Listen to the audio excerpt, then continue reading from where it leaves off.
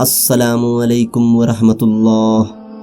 اقوال حضرت عثمان غنی رضی اللہ تعالی عنہما: جو لوگوں کی برائی کے لیے وقت نکالتا ہے وہ بڑا گنہگار ہے۔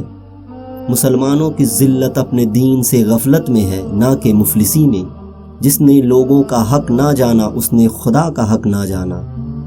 زبان کے درست ہو جانے کے ساتھ دل بھی درست ہو جاتا ہے۔ اے انسان، خدا نے تجھے اپنے لیے پیدا کیا۔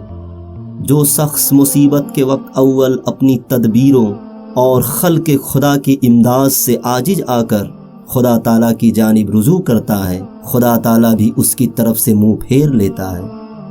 خاموشی غصے کا بہترین علاج ہے۔ لوگ تمہارے عیبوں کے جاسوس ہیں، قضا پر رضا دنیا کی جنت ہے۔ بدگو 3 آدمیوں کو مجروح کرتا ہے: اول اپنے آپ کو، دوم جس کی برائی کرتا ہے، سوم جو اس کی برائی سنتا ہے۔ بعض دفعہ جرم معاف کر دینا مجرم کو اور بھی خطرناک بنا دیتا ہے۔ بہتر ہے کہ دنیا تجھ کو گنہگار جانے بنسبت اس کے کہ تو خدا تعالیٰ کے نزدیک ریاکار ہو۔ ظالموں اور ان کے متعلقین سے معاملہ مت کرو۔ متقی کی ایک علامت یہ ہے کہ وہ سب لوگوں کے لیے یہ سمجھے کہ وہ نجات یا جائز ہے، اور اپنے متعلق یہ سمجھے کہ میں ہلاک ہو گیا۔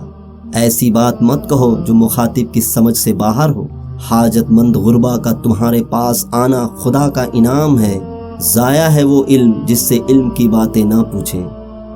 حق پر قائم رہنے والے مقدار میں کم ہوتے ہیں مگر قدر و منزل میں زیادہ۔ نعمت کا نامناسب جگہ خرچ کیا جانا ناشکری ہے۔ جس شخص کو سال بھر کوئی تکلیف یا رنج نہ پہنچے بس وہ جان لے کہ میرا رب مجھ سے ناراض ہے۔ جائے ہے وہ علم جس پر عمل نہ کیا جائے، اعمال علم کا پھل ہے۔ سب سے بڑا خطا کار وہ ہے جو لوگوں کی برائیوں کو بیان کرتا پھرتا ہے۔ زبان کی لغزش قدموں کی لغزش سے زیادہ خطرناک ہے۔